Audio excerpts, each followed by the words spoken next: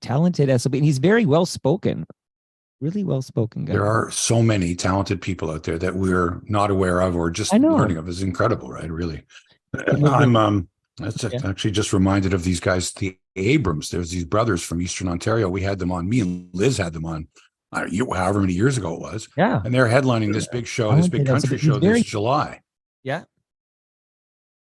And I don't know, might be 10 years since we've interviewed them. I don't know what it was, but I just remember, really good musicians. Like nobody had ever heard of them really outside of the alt country realm of Eastern Ontario or Prince Edward County, for all I know, whatever. And, you see, especially, with the internet, just, people are fans from all over the world. My kid was just in Australia and New Zealand. Wow. Doing comedy shows. These are kids from Toronto, and they're doing shows in Australia, New Zealand. How do these people find out? It's not hard. It's not hard. Word spreads like wildfire. From like on your podcast, for example, someone's like, "Oh, I heard this. I never heard of this guy before. Someone told me about this, right. Or my name was mentioned on something, and I discovered it, and it's great." Oh yeah, you are right. You are correct, sir. You are correct, sir. Had your name not been Toronto Mike, had it been another name, who knows? Like it could have been a completely different situation. Like there's no Toronto connection. Well, there's no Toronto connection. Why would I want to listen to this guy? He's got somebody on. But the Toronto Mike thing is sort of like anyone that's from Toronto, but anyone that likes Toronto, has heard of Toronto, is interested in Toronto, Mike, like it's pretty broad. So yeah. I don't know if anyone else, there's not, New York Pete is not anywhere close to Toronto Mike. You know what I mean? Winnipeg Wally is. The closest thing to Toronto Mike is Jersey Mike, because he makes subs. That's a sub. That's subs. It's subs. It's not even the same. It's I know. I got to rewrite these jokes. Okay. So I have just tweeted at you. So when you get a moment here and I see I got a great document, I can't wait we got to talk about this. So much to discuss. Like game 5 was last night. I mean, there's so much going on. Aaron Rodgers is a Jet. I didn't have that in my thing. You can bring that up. I don't have anything about the NFL because with the draft and everything, I'm busy with other stuff. I've never been right. Unless the Bills were picking first and it was O.J. Simpson. I was never like, okay. The draft. No, I mean, I didn't tune in. I don't tune in. But you know what? Remind me, bring up the Aaron Rodgers thing, because I didn't have it in the lineup because I'm not a big fan of Aaron Rodgers, but I guess it's worth telling. Yeah, I mean, I'm not a big NFL guy, but it felt like a significant. But Aaron Rodgers, though, that's different. Exactly. The Trump of NFL players, right? It's a big freaking name, Hebsy. Okay. Oh, the Markham Studio. Okay, so I'm going to be right with you here. We are live. Get your questions and comments ready. I like that sort of talk show type of thing. Like if anyone's got a good comment, like, let's hear it. I read them in real time. I know. That's why it's great. It's the best. Okay, I'm going to open that up, in fact, so I can do just that here. Okay. April 28th. Nice. I actually watched a show. I watched a radio show on TV yesterday that became a TV show without a radio show. I was watching Sportsnet 360 because I have it and we get it at this house. It's good. Okay. It's already paid for, so they get that in Markham's. Yeah, we get that. So I'm watching, and it's Ben Ennis and Blake Murphy, and they do the afternoon drive show on the Fan, and it's simulcast on Sportsnet 360. I don't know for how many hours of it. I usually watch Overdrive, right? But I flipped over here. I forget what time it was, and there's okay, and they're talking Leafs, of course, and that whole thing like that. And then I guess it was at 6:30. They say, okay, we're leaving you now on the Fan. We're leaving you because the Leaf postgame show is coming up. And so we're leaving you now. However, we're going to do the show. We're going to continue to do it on Sportsnet 360. Right. So this is a radio show that was simulcast on TV, but last night between 6:30 and 7, it was only a television show. You couldn't get it on the radio. Right. And so they just talked about the Leafs for the last an hour and a half and all that. And now that the Fan is going to a pregame Leaf show, right, and they're just on TV, they're like, well, we're not going to talk Leafs now. Everyone else is talking Leafs, like sort of alternative program. It was really funny, actually. And they got into some basketball and stuff like that. But I hadn't, like I say, with the exception of Overdrive, I hadn't been listening to that much, but I'm listening to more quote unquote radio, sports radio now. Oh. I'm getting some morning show stuff. I like Korolnik and Kolyakovo in the morning for on TSN radio. I like I like Leafs Lunch is a really good show also on TSN and Overdrive. But I just sort of got back in a fan. I heard some Blair and Barker, and I like their baseball stuff. But yeah, I heard the afternoon drive show with Ben Ennis and Blake Murphy. It was good. So I'm getting now, of course, there's lots more to talk about. And you want to feel, the pulse of the city or Leaf Nation or Blue Jay Nation, and you've mentioned the Blue Jays, but there's just so much good stuff going on. People are asking me about certain things. I'm like, man, I'm from Toronto. There's only so much I can watch. There's only so much I can follow. And Right. These are people like, what are you talking about, man? Like their brains are filled with every possible sports information and stats, and got a response to everything. It's really overwhelming, and it's sort of taking away from, I don't know, the excitement or the nervous energy that is the Maple Leafs. Because okay, the Leafs, but there's other stuff going on, so let's talk about that. And that's what I have to do today. I have to be a professional about it. Even though we're the morning after, people, everybody tunes in wanting to hear, let's talk about the game, let's talk about the series, let's talk about. Do they though, Mike? Does everybody tune in to want to hear about the game?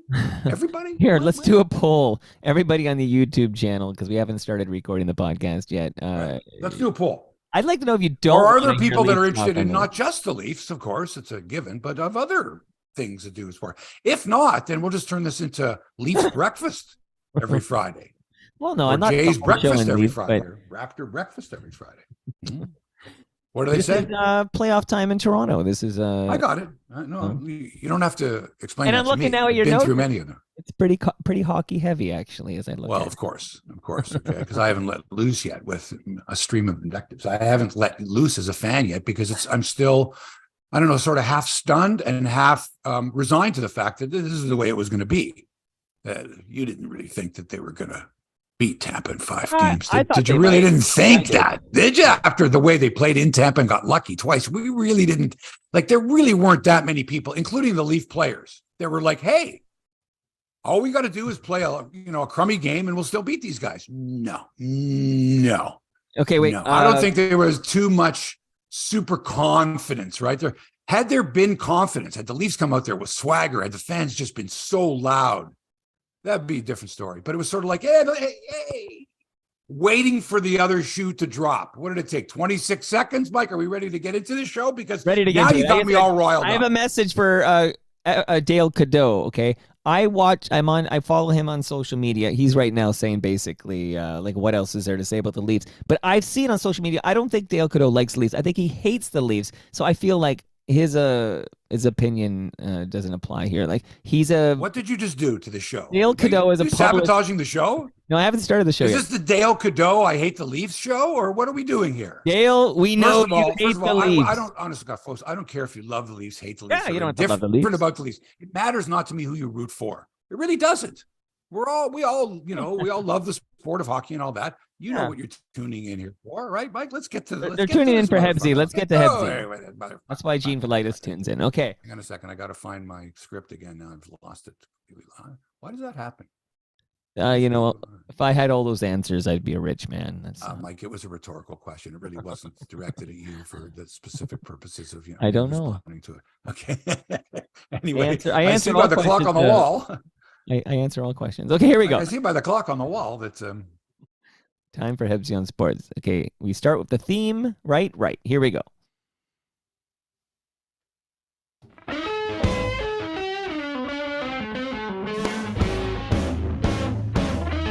Is the game over yet? At least they lost. I'll watch the tape later. I couldn't watch. No, I heard all about it. I know all about it. Yeah. Hey, sports fans. Good morning. Welcome to Hebsy on Sports, episode 331 from the Markham Studio, gateway to Stouffville and on to Uxbridge and other exotic locales. I'm your host, Mark Hebscher, from the northeast corner of the city of the GTA. Joined as always by Toronto Mike, who is suffering like many other Toronto Maple Leaf fans today. Would suffering be the right word? 10 straight elimination games without a win for this team. They had their chance last night. It may have been their best chance to win the series. We'll get into that later. Now they've got to go back to Tampa, and the Lightning have momentum, and we got to our Saturday night's going to be ruined again. I think they can take it in Tampa. We'll talk about that a little later on as well. We'll look at the rest of the Stanley Cup playoffs, the surging Toronto Blue Jays, the NBA playoffs. Pretty interesting. An ESPN reporter who used the C word That's the 4-letter C word directed towards a female of, never mind. Anyway, she got herself fired because, a television reporter not understanding that other people could be recording what she's saying in public. Get into that story. Golf, tennis. What exactly is a quality start? When someone says to you, so-and-so had a quality start in baseball, what is that? Where the fuck did that come from? And who made up such a dumb stat? How do you pitch 5 2/3 innings and give up 0 runs and it's not a quality start? Explain that to me. Because if you pitch 5 innings and you've got the lead, you get the win. All you got to do is pitch 5 innings to get credit for the win. So I just feel bad for Yusei Kikuchi. I'm that kind of a guy. Let's say hi to Toronto Mike at the mothership in New Toronto. Are you okay today, Mike? Oh my God, I've seen this movie 10 times in a row. Like I'm very okay. Are you kidding me? I know. Like, it's like we should be angry. Like, if the Leafs really should have won that game and they were destined to win that game and they were the better team, we should be angry today. We should be angry that they didn't do it. We should be mad, pissed, okay? They just won 2 games in Tampa. They're coming home. It's laid out for them. Guys, here it is. Home ice advantage, baby. Chance to put away this freaking team. Let's go. But no. And it's almost like everybody was like, well, we're just waiting for it to happen so we can say, yeah, we remember this. It's almost like we need to have, like the people there need to not know about the history of the Toronto Maple Leafs. It's like, we don't know anything about 10. So we don't know. We're Leaf fans. We're going like you need like 7-year-olds or 5-year-olds who are just, I don't care what happened in Hawaii in 2016. Well, let's go Leafs. But no, everybody knows. We all know. We're waiting for that. We kind of know the ending before it happens. We didn't have that. That was the one chance to have optimism and enthusiasm and will this team to victory. But no. They lost. They lost. And I'm not mad. I'm not angry. I'm resigned. We'll try it again Saturday. And if that doesn't work, we'll try it again Monday. And if that doesn't work, well, we'll fall off that bridge when we come to it. But right now, we've got a 3-2 series lead. Undefeated in Tampa, Hebsy. That's a cold, hard fact. We love it in Tampa. Not so much the baseball team when they go to Tampa. When our hockey team goes to Tampa, we kick ass, right? Well, we won in a couple. Right, Mike. Right. Say yes. Yes. Okay, we win. We won those 2 games. They were interesting wins, but we are undefeated in Tampa. We're going back to Tampa for Game 6. Why the hell can't we win? Like, you don't believe in jinxes. Like, you don't believe in this legacy trauma with regards to win-loss of a hockey team, do you? Let me think about this. I'm here. Well, I'm beginning to think. I'm beginning to think that they don't believe in themselves. And a game like last night's is a perfect example. You're doubting yourself now. This is the best chance you had. You had them. You had them in your home, and there are no excuses, and they're hurt, and you're not. We don't have injury issues. And come on, man. 10 times they've had a chance to eliminate their opponents. 10 times to advance to the second round. All these guys, Matthews, Marner, Nylander, Riley, Tavares, not as many. I think it's 7 for Tavares. But that's every time you got a chance to eliminate. And 0 for. And then tomorrow night in Tampa, it could be 0 for 11. And then it comes down to Game 7 and we... But last night's loss, particularly, 4-2, the final score, was the Leafs' best chance to break that streak. It was their best. They had won 2 games in a row. They're coming home. Capacity crowd. The city is buzzing with anticipation, like literally buzzing. Like, what's that sound in the air? It's like the din you used to hear at Chicago Stadium when the Blackhawks played. Before the game even started, there'd be this rumble, right? This low rumble, which you'd never get in Toronto. You would never get that you never got it at the Gardens. You don't get it at Square. Torontonians aren't like that. We're just not. But it's sort of like everybody in these other places, when they get into the building, there's like, ooh, there's a rumble. There's this. Ooh. And in Toronto, it's sort of like a giddy kind of a thing. And then which immediately, as soon as there's problems, everybody stops. Maybe it's our trait. Maybe it's a Canadian type of trait. But it just seems to me that the home crowd really can motivate a team more in other places than it can in Toronto. Like in Toronto, it's like wait for the scoreboard to tell you to make noise. Do you know what I mean, Mike? I do get your point, Hebsy, but the team. I mean, when we scored that first goal yesterday, that crowd was jacked, and it felt. And what did that do to the Leafs? 26 seconds later, Tampa ties the game. 26 seconds. Right. You didn't even have time to high five everybody in your row, and now it's back to 1-1, and that is as deflating as falling behind 1-0. That is so deflating because you're gone from just baby, we got, and now they're right back to where we were. Now they got the momentum. So, and here's the other thing, Mike. I thought the Maple Leafs should have been desperate last night. Not Tampa. The Leafs should have been desperate, right? But the idea that, we're up 3-1, forget that. You should have played it like it was game 7. The Leafs had to be desperate. The Leafs had to be the ones to pull out all the stops. The Leafs had to be the ones to get dirty and gritty and grimy. And, they didn't have Michael Bunting in the lineup. They were worried that he was going to get another penalty. But the Leafs needed the grit. And you know what? They didn't have it. They didn't have it. They should have been playing completely desperate as if their lives were on the line. And they didn't. And it's going to cost them. It's going to cost them. Let's face it, Mike. The Lightning have been the better team all series. They were the better team in game 1. They were the better team in game 3. They lost it in overtime. They're the better team in game 4. They blew a 3-goal lead in the third, lost it in overtime. And they were the better team last night. They were. The Leafs are better. They got better personnel. No, they don't. And now the tables are turning, and it's Tampa that smells blood. Don't tell me that the Maple Leafs smell blood. Don't tell me they smelled it last night, because if they did, they didn't go after it. You got to smell blood, okay? And you got to attack. And the Leafs should have been smelling blood last night. We're up 3-1. You know what happens? 90% of the teams that lead 3-1 win the series. Fuck that! Come on. And it's Tampa, the same team as last year. It's the same situation as last year. Just win one of the last 2. Well, forget the 3-1 series. Forget all that. It's 3-2. There's 2 games left. Win one of them. And last night, started off, it's a bit scary too. Hey, Tampa comes out of the gate. They nearly score on their first shift. So the crowd is like, oh, Jesus Christ, no. And then when Riley scores, like you said, Mike, it's like, this is what we needed. We need the team that scores first almost always. Well, maybe not almost always, but come on, you want that first goal. And you're giddy now, where it's like, this is great. We're going to win. When that goal went in, I was thinking, first thing I thought of was like, we're going to win a series. We now have the advantage at home. We're up 3-1, elimination game. Here we go. It's going to be 2-0. It's going to be 3-0. Fucking let's go. 26 seconds later. And was it Sheldon Keefe because he put the 4th line on? Was he that? No, it wasn't. It was, let's give Tampa some credit. Okay, Anthony Cirelli scored. And now the crowd's out of the game, for the most part.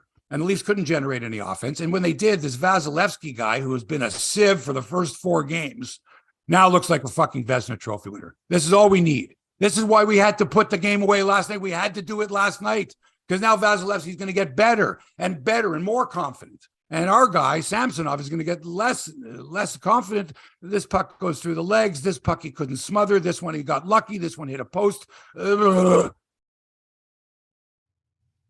Tampa's best scoring chances were when the Leafs were on a power play last night, Mike. I think it was their first or second power play. I think they gave up 2 shorthanded breakaways and another great scoring chance. I just remember going, oh my God, this is horrible. Like, if Tampa's playing like this when the Leafs have the power play, maybe the Leafs should just decline the penalty. And I know the Leafs have a wicked power play, but that's only when they've got the possession of the puck in the opponent's zone. Trying to get into the zone was like, like Houdini trying. Well, no, not like Houdini. Sorry, that's the wrong way. Like somebody trying to escape from, Alcatraz or whatever. Like, you can't get in there. They're going to take it away from you. And so what happens is, so now they score, they open up a 3-1 lead in the third, and then, of course, we get a nice little break, and Keefe decides with about 5 minutes to go, I guess. They're down 2 goals.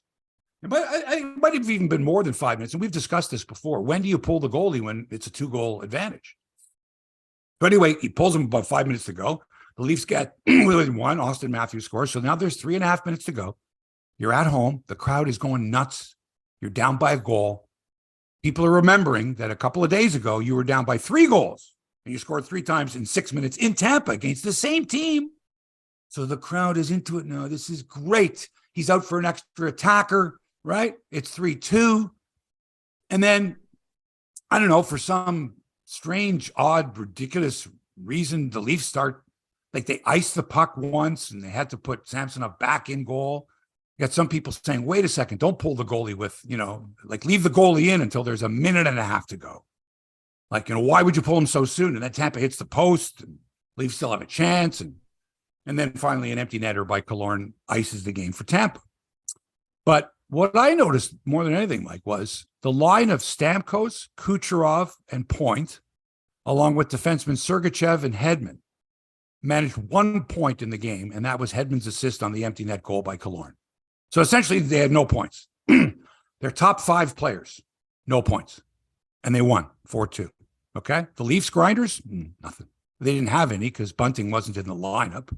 And at this time of the season, at this time of the playoffs, I'm sorry, but you need grinders. I'm not saying put Wayne Simmons in there, but you know what?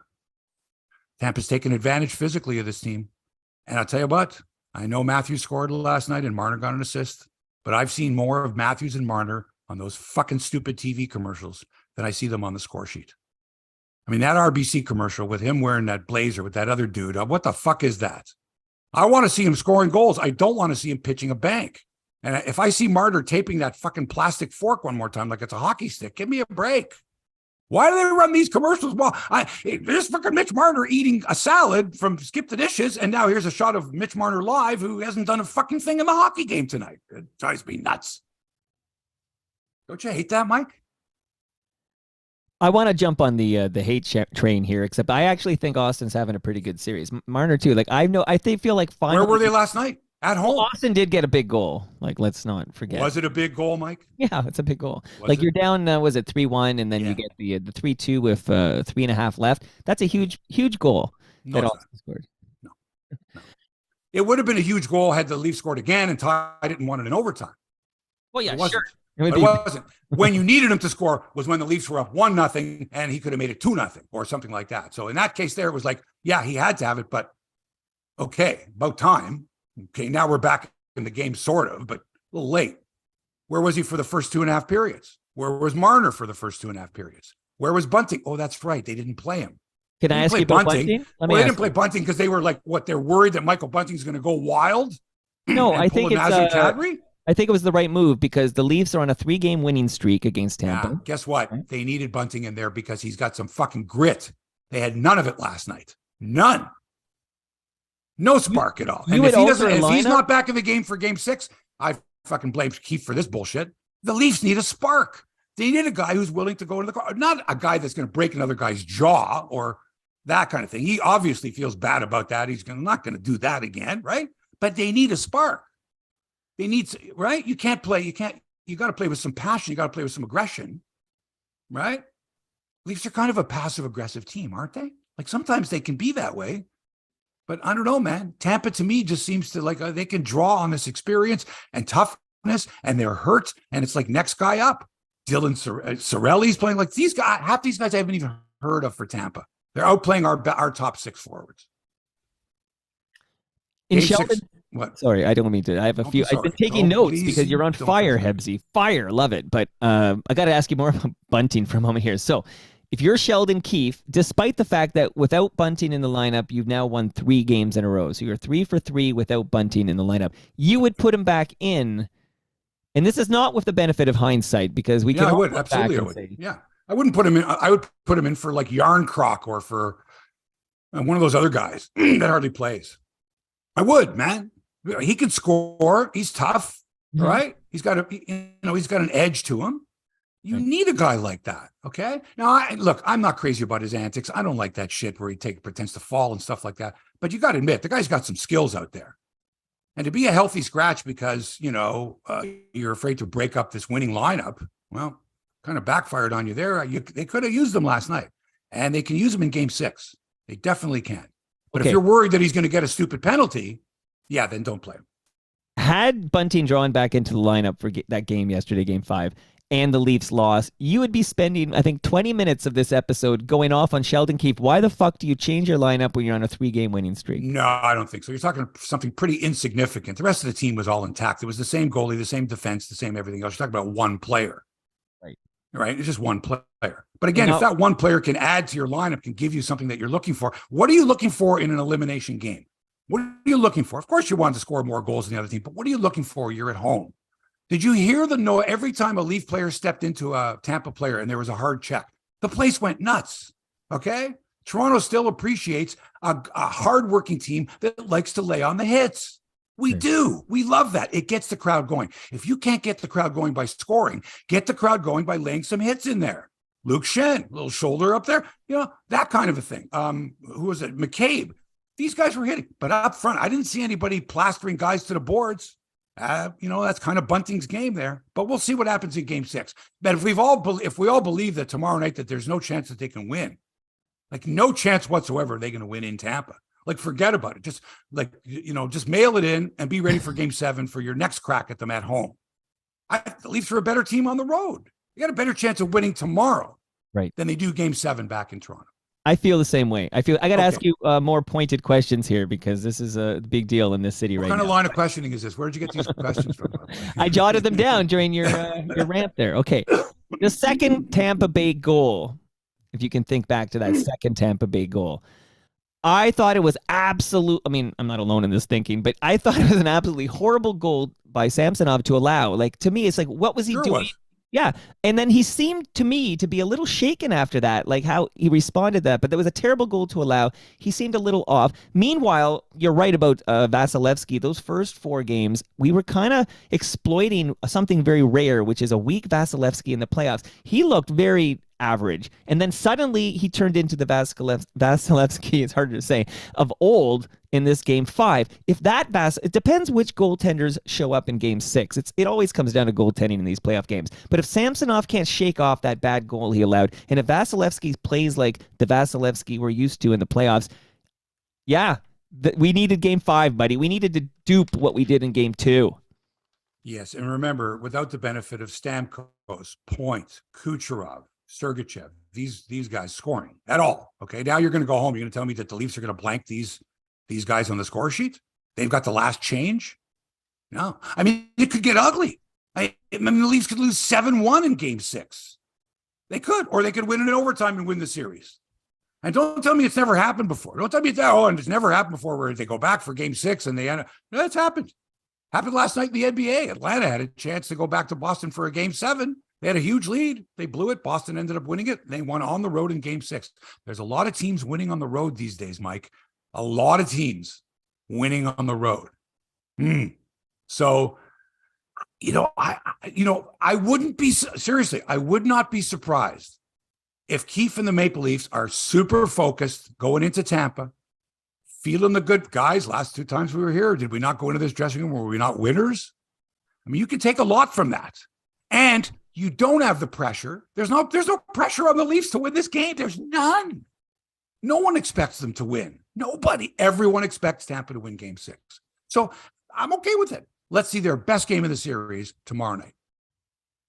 I find that a wild comment, though. No pressure on the Leafs to win Game 6. None. Because they were up 3-1 in the series. Because no one expects them to win. They expected them to win last night. And if it goes to a Game 7, well, it will. But when it goes to a Game 7, they'll expect them to win. But no one is expecting them to win all 3 games in Tampa. Come on, Mike. Doesn't happen. So again, there are no expectations for them to win, which means in the dressing room, they can go, you know what, guys, nobody expects us to win. Let's just fucking go out and kick ass like we did last time. Hang in there. Hope that Samsonov has a big game in goal and stops their big shooters and get us close. Keep us close. And maybe we get to overtime and maybe we take this baby. That would be an unbelievable surprise. Not that I'm predicting that, Mike, but it could happen.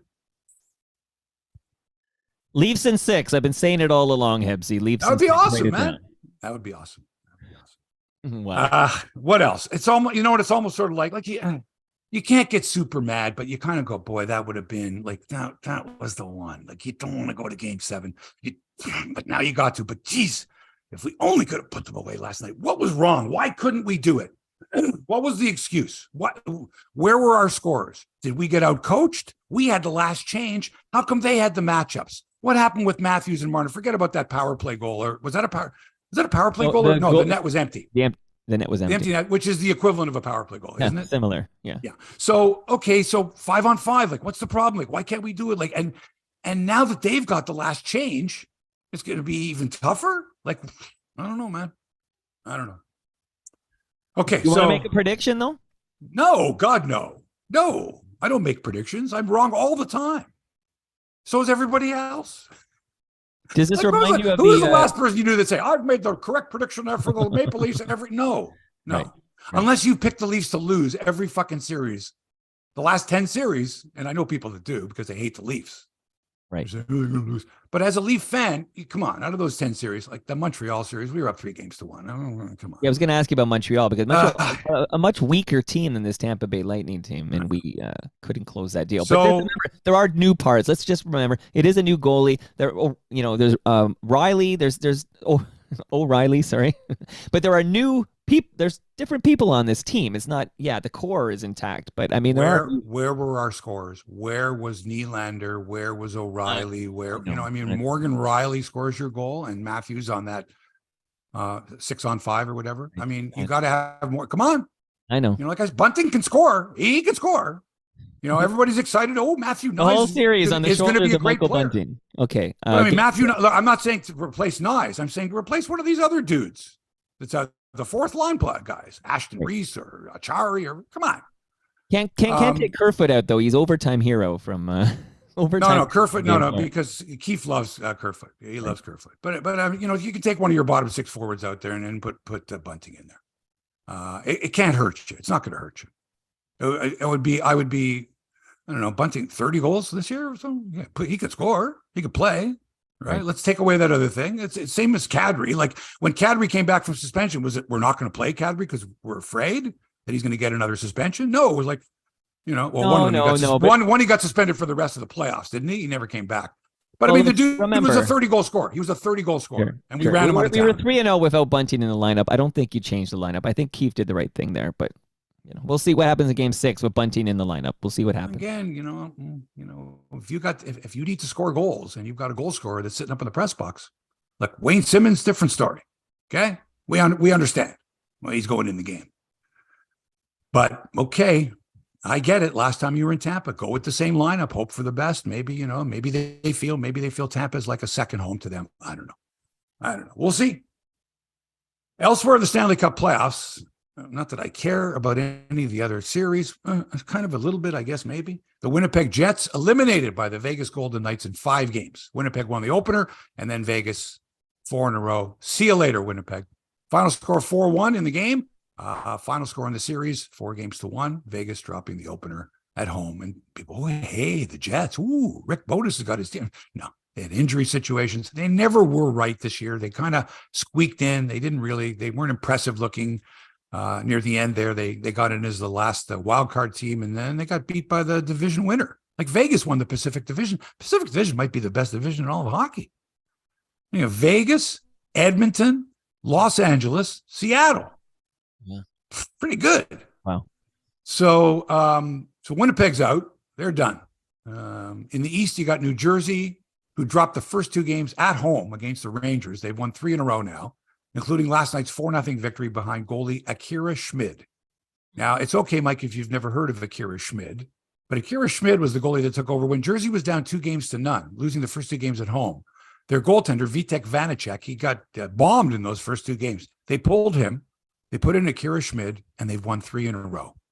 How about that? He kicked out all 23 Rangers shots for his first career playoff shutout. The Devils can eliminate the Rangers at Madison Square Garden tomorrow night in Game 6.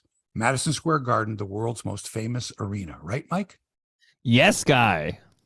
Don't say that, please. Not mine. That's not mine. I'm going to get fired. I'm going to get sued. You'll get an invoice. That's all. Tonight, the Carolina Hurricanes can eliminate the New York Islanders in Game 6 on Long Island. The Boston Bruins can eliminate the Florida Panthers in Game 6 in South Florida. Panthers putting up a battle there against Boston, huh? And the Dallas Stars can put away the Minnesota Wild in Game 6 in St. Paul, Minnesota at the XL. I think it's still called the XL Center. You know what? Most of these arenas I call by whatever their basic name was, not the sponsor's name. Like, I'm not obligated to call it the sponsor's name. It's not like, you know what I mean? It's the building is the building, like it's the Sky Dome.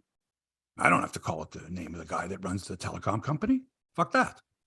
Yeah. So independent. You can call it whatever you want. Game's in Toronto at that dome. Sky Dome.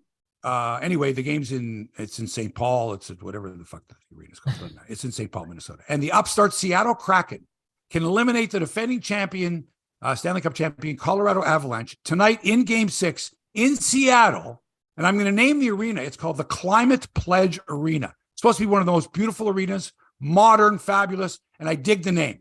I'm okay with calling it the Climate Pledge Arena. It's going to be going nuts in Seattle. I love their logo, love their colors. Yeah. And the people of Seattle, if you've ever seen when the Seattle Mariners play the Blue Jays in Seattle, they're playing them this weekend in Toronto. But when the Jays play in Seattle, it's the best. People in Seattle are like, here come the fucking Canadians again. And they're generally okay with it. I mean, if it was New York, right, you know, they say, get the fuck out of here, you fucking Canadian assholes. But in Seattle, they're more understanding. They're like, yeah, we get it. But imagine how it must feel when the other team comes to town and their fans are making way more noise than your fans, right? Well, ask Jets fans, ask Oilers fans. Yep, exactly, when the Leafs come to Canucks. town. But there's something about that, you know, that pilgrimage of Blue Jay fans. Like they plan their holidays to go to Seattle and just take over the city. So you know I hope Seattle eliminates Colorado, just because I think it would be great for the city.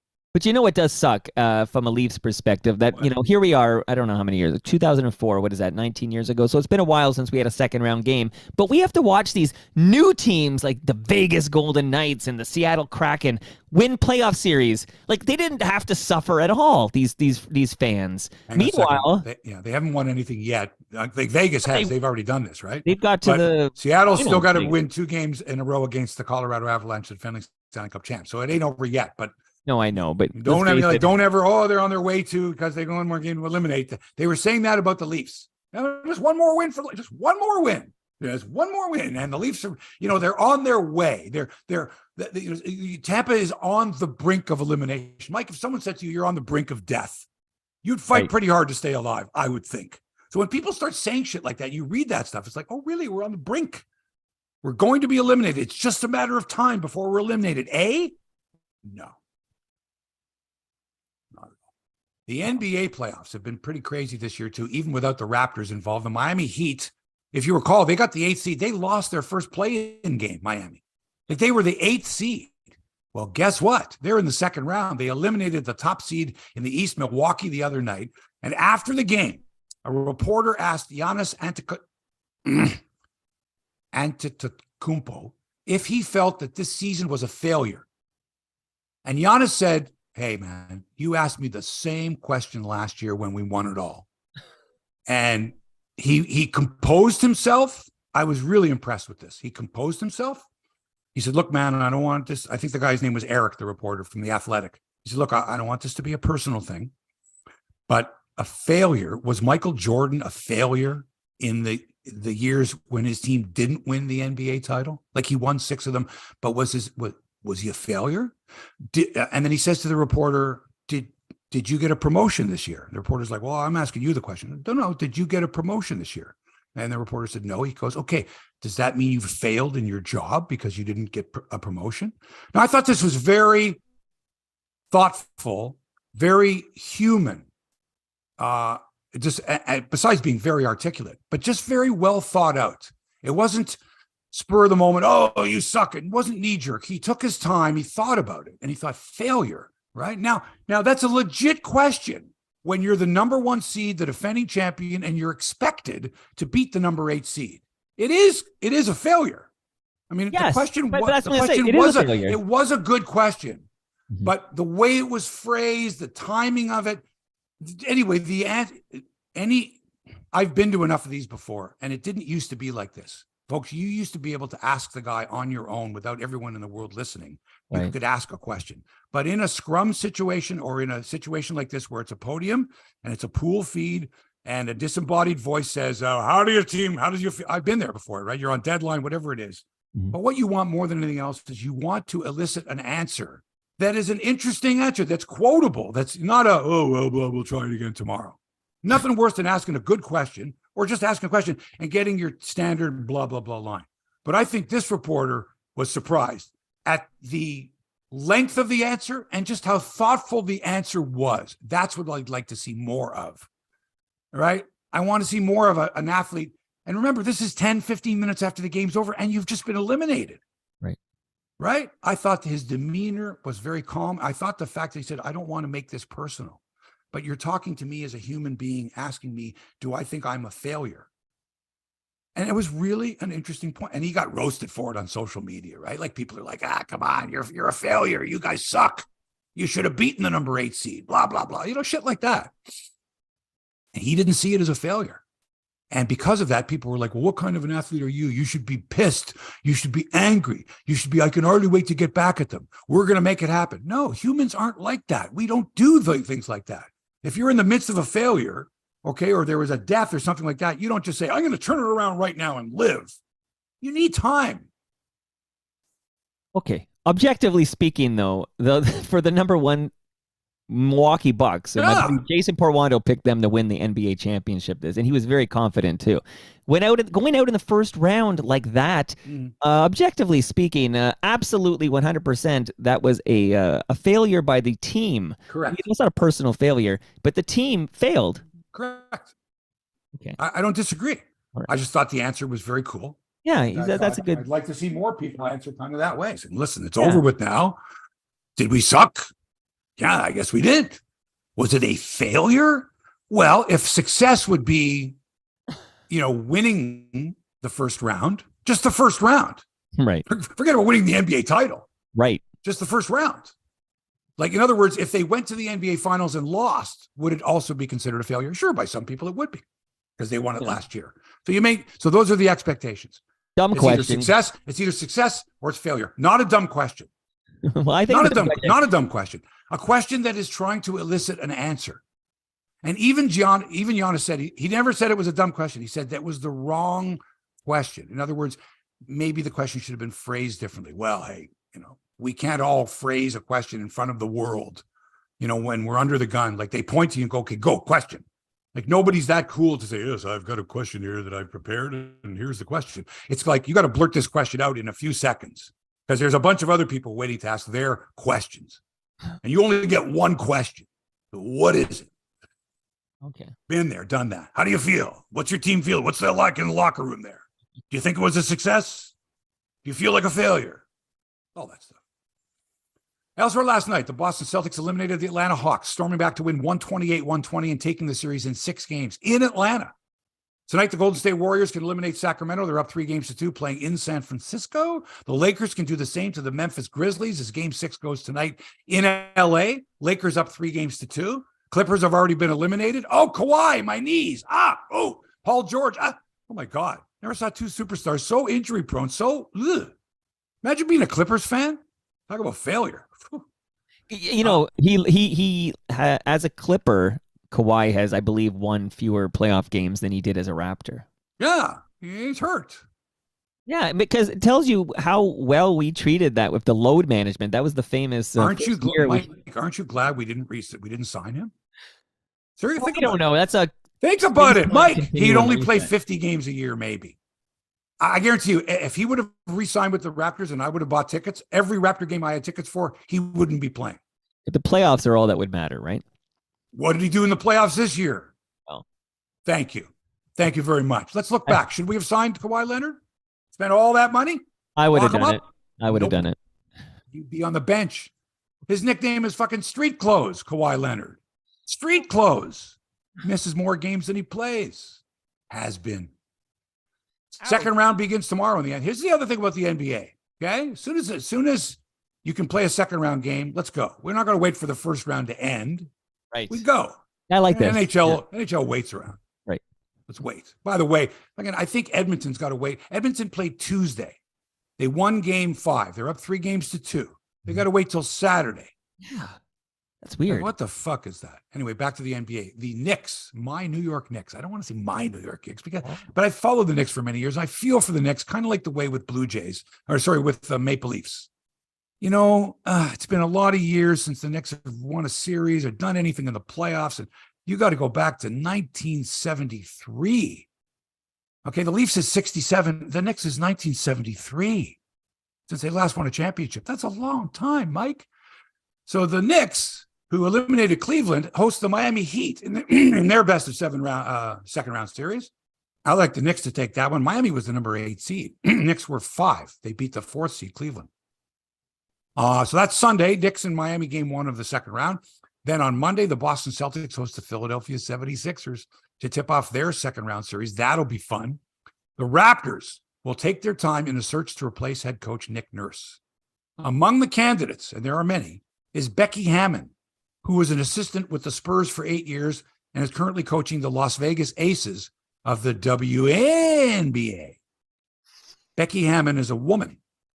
There has never been a female head coach in the National Basketball Association, nor has there ever been a woman as a head coach in the National Hockey League, nor has there ever been a woman as a head coach in the NBA, the NFL, manager in Major League Baseball, et cetera, et cetera. That would be something, wouldn't it? The Raptors say they are making a broad search, which means that just about everybody is a candidate. Oh, I thought they were searching for a broad. That's Mike. Don't say that on this Right, show. okay. You can't. That's a joke. Do stuff like that. No, don't cancel me. And by the way, we'll be getting to media saying stupid things, which should end up being a regular segment. I think we might have to have like dumb things said by members of the media. Stupid, dumb things. 2 of them today, minimum. Baseball now. The Blue Jays begin a series at home with the Seattle Mariners tonight. Yes, the same Seattle Mariners who last year came to Toronto and fuckers beat us. Did we beat ourselves or did they beat us? Whatever the case. Were we up? Remind me, 8-1? What we were up significantly. We were up 8-1. We were up 8-1. Yeah. So anyway, the M's this year have Teoscar Hernandez in their lineup. He hasn't been playing that great, nor has Seattle, actually. He hasn't helped them at all. They're 11-14 so far this year. The Jays are 16-9. Alek Manoah, who seems to have found his groove, goes for the Blue Jays tonight against Luis Castillo of the Mariners. Meanwhile, the Tampa Bay Rays won again yesterday, beat the Chicago White Sox. Isn't everybody beat the White Sox? The Rays lead the East with a 21-5 record, but have not beaten anybody. They've beaten nobody, all losing teams. And they're in Chicago for the rest of the weekend. They might sweep the White Sox. Anyway, they're 21-5. The Jays are 16-9, so we're 4.5 games back.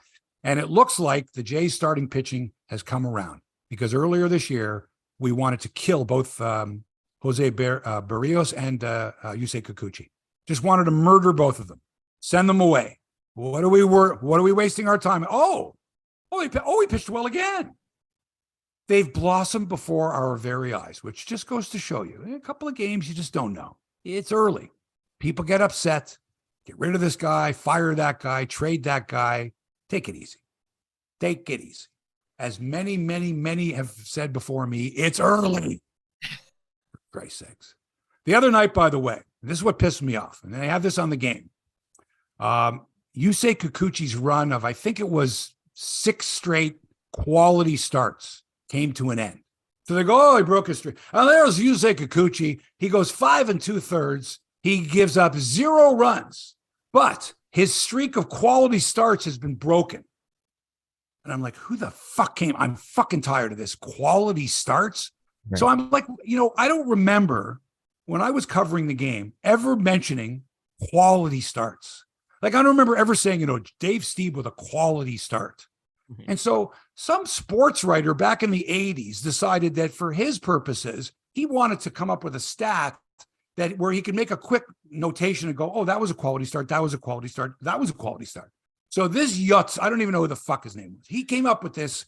A starter must go at least 6 innings and give up no fewer than 3 runs in order for that to be called a quality start. Now, I don't know if Major League Baseball officially said, okay, let's come up with a QS. I don't think they did. I just think somebody in the analytics world says, let's just add, this is a good one, eh? So I'm thinking, okay, 6 innings, you give up 3 runs. That's a 4.50 ERA. That's not a quality start. But how does a guy give up six innings? How does he give up 3 runs in 6 innings? And that's a quality start. But if he goes 9 innings, the full 9, and he gives up 4 runs and he wins 5-4, he doesn't get credit for a quality start because he gave up more than 3 runs, even though his ERA is 4. So right there, it doesn't make sense at all. But here's the worst, Mike. In baseball, if you're the starting pitcher, how many innings do you need to complete in order to qualify for the win? 5. Right. So wouldn't it stand to reason that if you need to pitch 5 innings to qualify for the win, that a quality start should start at the 5-inning mark? That makes sense to you? Makes sense to me, Hebsy. So if I said to you, our starter Kikuchi, he's going to go 5 innings and he's going to give up 2 runs. 2. Would you accept that?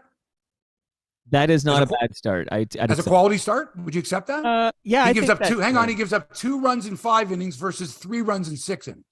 Yeah, because I don't know where the 6th inning one. You don't need 6 innings to qualify for the win. You only need 5. Yeah, I'm doing the math in my head. How about he That's gives a up quality 1 start. run? One run. He gives up 1 run in 5 innings. How's that? Is that a quality That's a quality start? Absolutely, yes, absolutely. Qualifies for the win. He gives up 1 run. Okay, but it's not according to this fucking stat. So he goes 5 2/3. He doesn't give up a run. He's the winning pitcher. How does he not get a quality start out of that? When in his previous start, he went 6 innings, gave up 3 runs, walked 4, gave up a couple of home runs, but that's a quality start. Well, what's the answer? Because I'm dying to know. The answer is I'm right, and this fucking quality start stat that people refer to should be blown up and thrown away.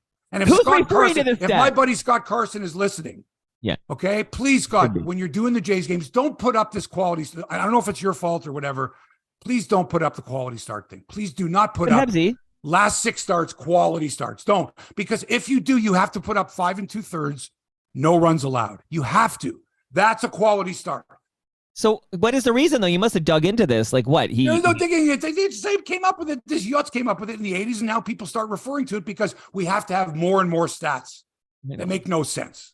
Because I say to you before the game, would you rather the pitcher went 6 innings and gave up 3 runs or full 9 innings and gave up 4 runs? You're going to go, give me the 9 innings. Yeah, I'll take the 9-4. Yes. Sorry, Mike, not a quality start. And he could have struck out 15. Could have struck out 15, given up 4 earned runs, gone the whole way, and his team wins 11-4. He doesn't get a quality start win. But all he had to do was pitch 6 innings, give up 3 runs. Okay, his team wins 18-3. He's out after 6 innings, got an ERA of 4.50, and he only went 6. Can I tell you a quick aside story really quickly here, Hebsy? Doesn't have to be quick. Take your time. So when the wins above replacement started showing up many years ago, and so at some point somebody said, hey, wins above replacement, Joe Carter wasn't very good. Okay, this was the result of looking at wins above replacement. Correct. So I watched the man's entire Blue Jay career, and I knew him before the Blue Jays, and I love Joe Carter, love what he did for this team. So when I learned that Mr. 100 RBIs, 30 home runs was not very good when you brought in wins above replacement, I basically decided then, I don't give a shit about these these things that are flying around, wins above replacement and quality starts. You know what I like? Right. I like wins, period. I like it when the Blue Jays win. I like it when the pitcher pitches the game and we win. All this stuff, ever since I learned Joe Carter's not a very good outfielder for the Blue Jays, I just said, fuck all this. I don't need it. Okay. That's my quick story. Thank you for coming to my TED Talk. But you understand what WAR means. You understand. Yeah, wins above replacement. Of course I understand it. So you understand the fact that just because you're cherry picking the highlights of Joe's career, which is perfectly fine. Sure. And, doesn't diminish what he did. Right. In the statistical world,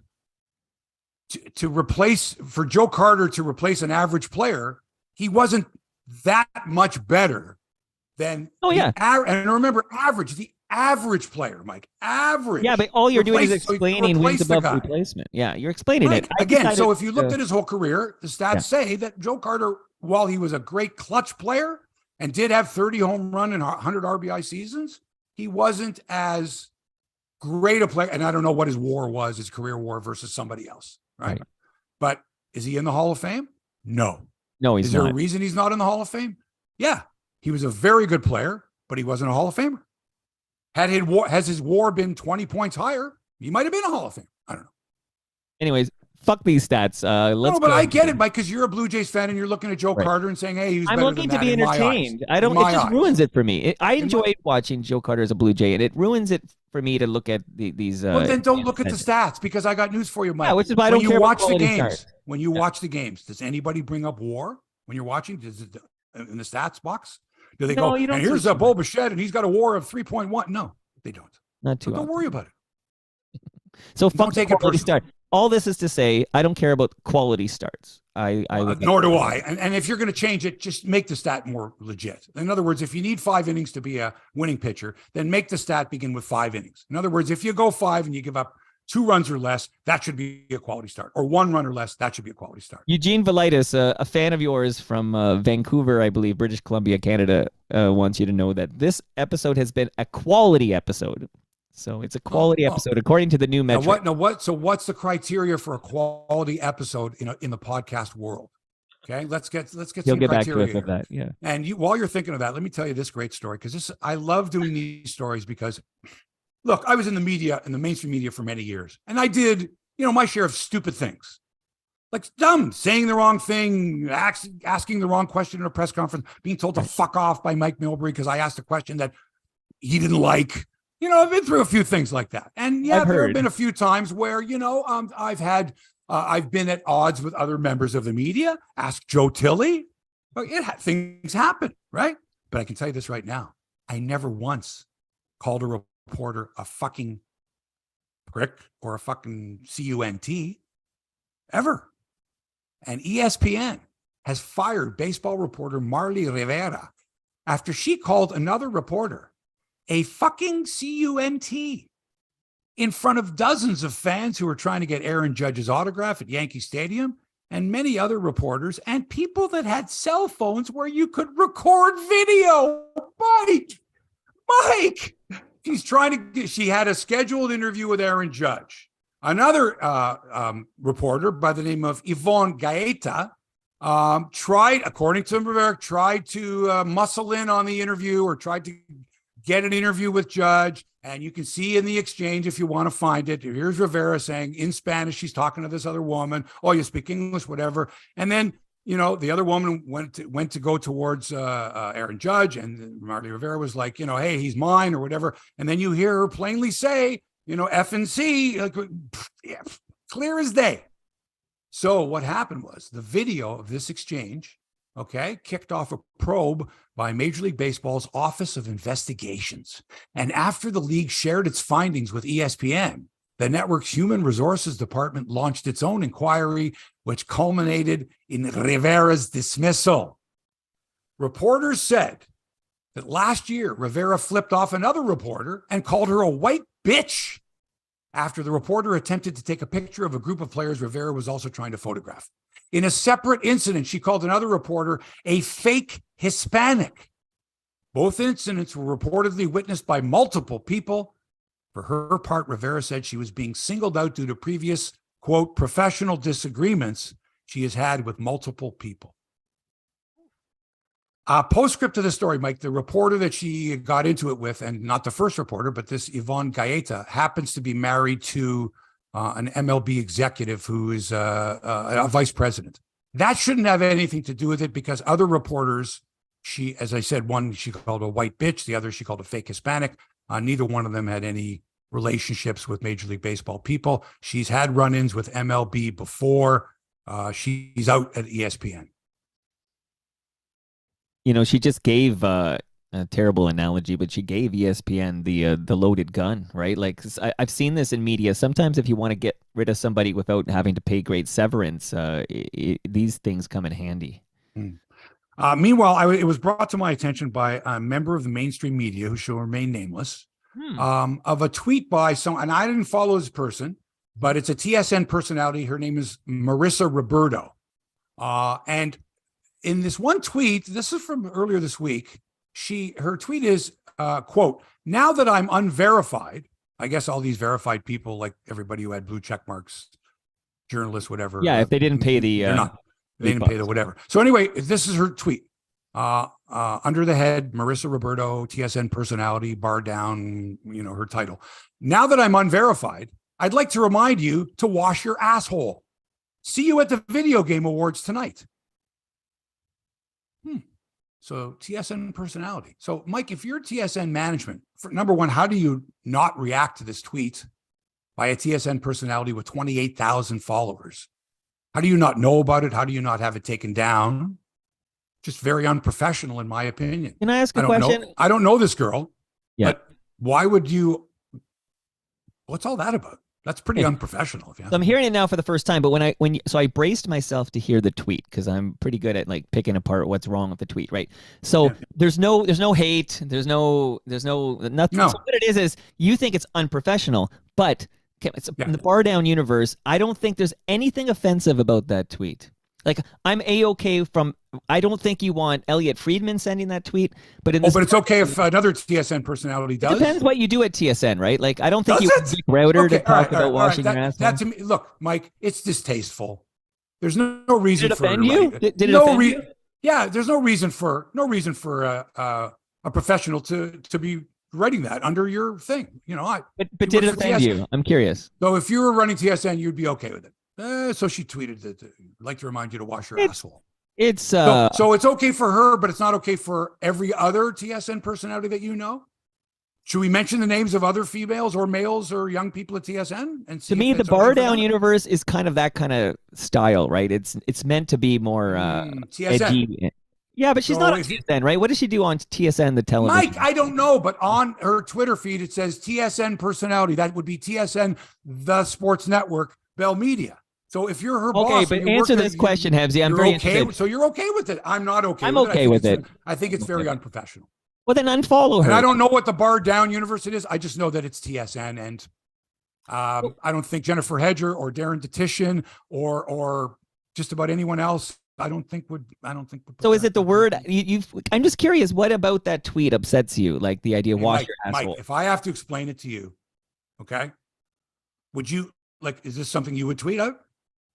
Well, I wouldn't tweet. Well, would you? Would you tweet out? I'd like to remind everyone to wash your asshole. See you at the video award. I wouldn't be offended if I saw that tweet from somebody. Okay. And if I was offended, I'd unfollow them. So the fact that you're not offended, you don't believe other people should be offended. Well, don't be so like. No, it sounds like that. You're not offended, but you can't see the possibility that other people wouldn't quite like that, and that TSN might go, maybe you should take that down. So if you're okay with it, Mike, then I must be wrong here. I'm barking up the wrong tree, and I really should have no business commenting on a TSN broadcaster and their choice of words in a tweet. Like, is your goal to get her fired or something? Because no, my goal is to point out the fact that I think it's unprofessional, and I think if you listed every other TSN personality that's on Twitter, not one of them would tweet that. Not one. Tell me I'm wrong. I don't know if you're wrong or not. Let's list every TSN personality that you've seen on television. Every Jay one of them. Onright wouldn't tweet. And let's be honest. Let's ask them. Let's ask Jay Onright. Let's ask Jeff O'Neill. Let's ask Al's brother. Let's ask anyone who's been on radio. Let's ask anyone that's been on TSN. Lindsay Hamilton, Carol Wagman, Tessa Bonhomme. Are they going to tweet this out? My answer is no fucking way. It's been up there for a week. Must be okay. So I'm not trying to get anyone fired. What I am saying is let's be professional out there, okay? That's okay, but that's also boring, right? Like that is unprofessional, Mike. Hey. Oh to boy, tweet something like that. It's unprofessional. It's not the war in Ukraine. This is sports. Mike. Yeah. It's unprofessional. So in golf, Taylor Pendrith is the top Canadian at the Mexico Open this week. He's at 6 under par after the opening round, 2 back of the leaders. The ladies are playing the LA Championship. Brooke Henderson and Maggie Zurich are both at -1, 7 shots off the lead. Maud Amy LeBlanc is 1 over par. In tennis, both Denis Shapovalov and Felix Auger-Aliassime are in the second round of the Madrid Open. I was going to say in Spain, but duh, idiot. Shapo, the 21st seed, gets Xi Zhang tomorrow morning. And Felix, who's the number 7 seed, takes on Dusan Lajovic of Serbia. On the distaff side, Leila Annie Fernandez and Rebecca Marino eliminated in the first round at Madrid. Bianca Andreescu, hey, she's back, is playing Wang of China later today. And Genie Bouchard also in action. I think think she lost to Maria. She lost. Martina Trevisan of Italy. I think she lost 6-3, 6-2, 7-5, something like that. Anyway, she was lucky. She made the main draw for the first time in many years. How old's Jeannie Bouchard now? 30? I actually don't have an answer. I have to Google it, but I will Google it. Been a while, eh? Like she has not been part of the, I mean, very rarely have we mentioned her name. Have I mentioned her name in tennis results? And usually it's the early, when I'm on Friday mornings, it's usually the early rounds. Anyway. 29 years old. I aged her up there. She's 29 years old. All right. Finally, somebody asked earlier this week if an NHL general manager had ever gotten into it with the fans the way Kyle Dubas did in Tampa with some fans. Oh, yeah. Now, we saw that video, and a lot of people thought that Dubas was going at these Tampa fans, but apparently the story, the way I understand it is from people who were there, is there were a couple of Leaf fans who had a few too many wobbly pops and were like, hey, Dubas, if you guys don't win this series, at least you guys are toast, like shit like that. And I don't know if it was all in fun or whatever, but after a while, these guys didn't let up, and Dubas went after these guys. These were not Tampa fans, apparently. He was like, oh, you're a fucking hero. Right. These were like Leaf supporters who were just being jerks. And, a lot of times video without context is, right? You figure it out for yourself, or, do your due diligence and find out what this was all about. Right. Anyway, so somebody puts out saying, I've never seen, and again, this is another one. I've never seen a general manager go at it like that with fans, blah, blah, blah. And the first thing I thought of was, oh my God, we had video of Ron Caron from back like 30 years ago when he was with St. Louis Blues and he was the GM. He's just going wild in the press box. It was a referee's call at first, and then some fans were looking up because he was right there. You could see it. The whole crowd could see him in the private box, gesticulating and gesturing and untucking his shirt. And just sweaty armpits, wild. I think, if I remember correctly. Just wild. Just crazy. I mean, it was, but when I worked, when I did Leaf games and I did radio for a couple of years and I also did TV, when we did radio, especially the booth that we did radio from was right next door to that booth that Ron Caron was in. And he would pound on the walls. He'd be like pounding on the walls of our studio. And me and Joe Boner are like, what the, and he'd come into the press box. What kind of a call was that? Like he'd just go wild. So I found the footage. And it was actually me doing a voiceover of Ron Caron they were eliminated, I think, by Dallas in the playoffs. And he was about to go down. The whole team was about to go down. And it's him going wild. Anyway, I post this video basically saying, okay, you may not be old enough to remember this, but yes, there have been other general managers that have, gone a little ballistic. And I ran that and it got like thousands of hits. It was funny, but at the same time, Ron Caron was phenomenal, man. This guy, his nickname was the Professor. He could tell you this guy's stats, and he knew everything. He was an unbelievable scout for many years, and people don't know this, but he was the assistant general manager to Sammy Pollock for and I think it would have been for Sammy Pollock for many years, and he won 6 Stanley Cups. Ron Caron had 6 Stanley Cup rings as the assistant GM of the Montreal Canadiens. Wow. And he eventually became the general manager of the St. Louis Blues. And he didn't win a Stanley Cup ring with them, he did a pretty good job. They were a very popular team. He was one of a kind, great guy. But he said, Hebsy, he would say to me, Hebsy, what's going on, Hebsy? I see, because he would watch from St. Louis on the satellite dish. He would watch Sportsline every night, and sometimes he'd phone this, Hebsy, it's Ron Caron. You said this about this guy, that. But I'm making fun, not making fun. That's the way he spoke. Wonderful guy, fabulous guy. Would yell and scream and come into the booth and, well, you guys are getting ripped up. The referees are killing us. Fabulous, a real character. I miss him, and I'm sort of glad that I got a chance to. And this wasn't his greatest moments, but I mean, he was a wonderful guy, and he was a passionate guy.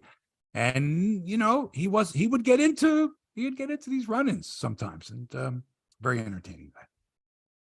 Ron Caron, the Professor. Even though that's unprofessional, we liked it because it was interesting.